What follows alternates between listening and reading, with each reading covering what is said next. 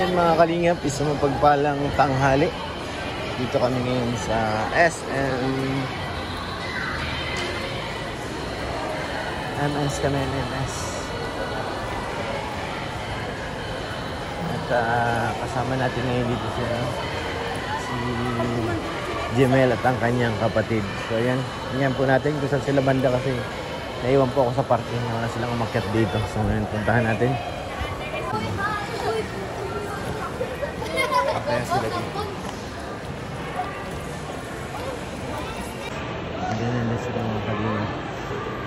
Ayan si Jemel at ang kanyang sister. Ayan.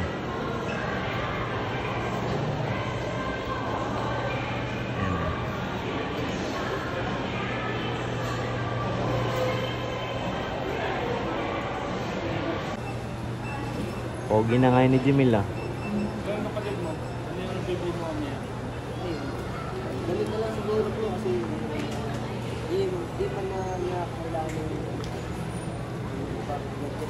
dito kami kakain. Sila magbabanding mamaya ang mga magkapatid. Lagi po nila.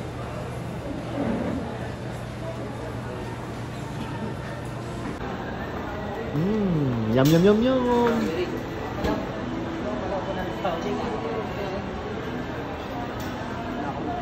At parang si Kuya Norman lumulunok. Ikaw lumulunok, si Jimmy lang sumusubo. Sipon kasi ako. Ha? May sipon. Ah, Nalilo ko sayang. kala ko ano ay. Sayang.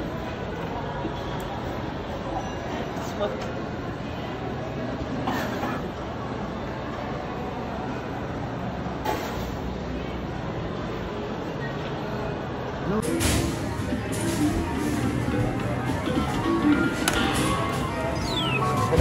Wala. Scam. Scam? Ang bihira na scam ka pa sa SM? Ako po yung kapatid ni Jemel ng isa.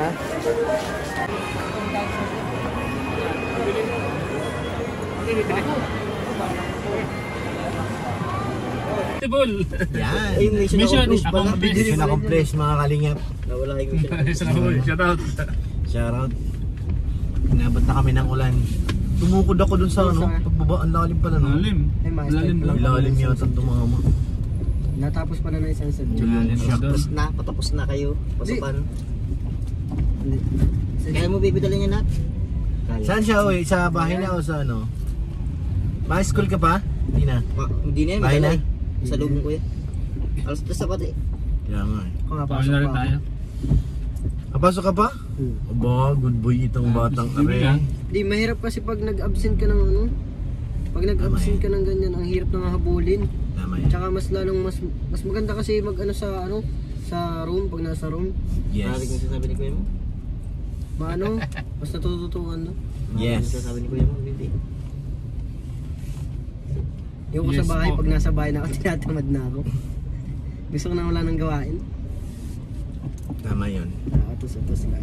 So ano oras sa gym? Papasok ka pa stress na mga? Isang subject pa lang naman yun. Natapos pala yung isang subject niyan.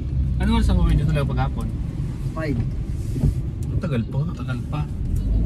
So may oras ka pa talaga. Sa mat pa lang. Pero dati nung nag-aaral ako, pag ganitong oras na, hindi na ako pumapasok. Ay, oo, natutulog na ako. Pag-late na ako. Nauwi na ako. Sa eskwelahan, yung mga ganitong panahon na nakakatamad mag-aral.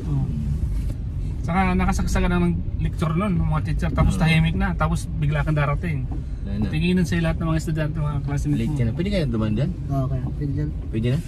Nakalagay, road close eh. Ay, wala na. Traffic. Bawal pa. Road close. Traffic. Magkakamali tayo dyan. Road close. Land Cruiser. Yeah. Lalo na lang naulan sa diet, ano? Yan. Minute kanina, saglit lang. Lagi na lang umuulan.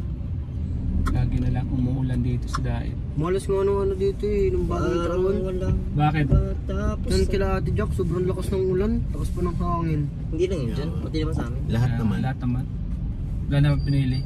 Pero sa ibang lugar, hindi ganun kalakas ang ulan. Yung sa Sa ano, atin lang ano. sa kaklase ko hindi maulan. Taga saan sila? Doon. Makadulo lang sa kabila. Taga Manila. Kasi minsan eh, dito lang sa Basod walang ulan. Dito sa atin ang ulan. Talisay, walang ulan. Dito na malakas ang ulan. Ang masama dito sa Dahig, pag umulan lang, pati tubig natin pampaligo, Nawala yan. Yan ang problema dito sa Dahig. Yun lang Tapos yung Jimmy, observe talagang ko. liguan ba yung swimming pool? Oo. Doon kami naigib. Doon Kaya kami maligo naigib. doon. Na-dive doon si Jimel? Hindi ako naliligo. Oo. Naigib kami doon. Sa ulan ako naliligo. Kala ko na-dive ka doon, Jimel. Wala ko na-dive ko. Doon kami kumukuha pangugas sa bigas, Kaya nga. pangugas sa plato. Alam mo, parang ginawa na namin drum yung swimming pool. Igiban. Nabanla ako sa ano, yung drum doon. Dapat ipayos yung ni Kalinga Prab doon, yung tangke niya. Kasi kahit may laman pala yun, pag nag-run out, na didistribute din yung tubig sa mga dapat may pundo na bagay yun, di ba? Oo. Hindi kuya, dati hindi naman yung ganun eh. Baka may grounded lang yung niya. Ba't saan napupunta yung tubig? Yung kusa siyang nawawala, na-distribute dun sa mga nasa baba. Hindi dun sa bahay. Di ba dapat ang supply nun, nabalik dun sa to, pinakitan niya. Maakyat pataas, di ba, sa tangke? Oo. Tapos pag burn out, nababa rin siya. Ay! Kaya wala rin siyang pundo eh. Walang pundo ang tangke. Napunta doon sa mga kapitbahay. Oo, napupunta rin dun. Nabalik siya kung saan siya umakyat. Ano yan, makasa electrical yan, may problema. Kaya nga, inihigop din pabalik. Dapat nun, pundo na yun eh. Pag napuno, hanggang sa maubos, bahay lang ang gagamit yun dito lang sa ano. So wala eh. Sayang. Nagtangki ka pa, useless din. Kaya nga, dapat ipaayos yun. Dapat pag automatic, pag nag-run out yung tubig doon, hindi na pabalik. Hindi na babalik, Ano kaya yun yun? na yun, para magamit ng bahay. Kalinga Prab. Siguro, dapat siguro may saraduhan yan, no? Hindi, sa ano yun, nag-automatic yun, alam ko eh. Baka grounded yung ano niya, wirings. Kaya hindi nagsasara. Nabalik siya pababa. Ano, wala pa rin din. Check mo sa ano? Wala pa rin. Trip ako sa asawa ko na yan. Bira. Nakapantuloy ako dyan.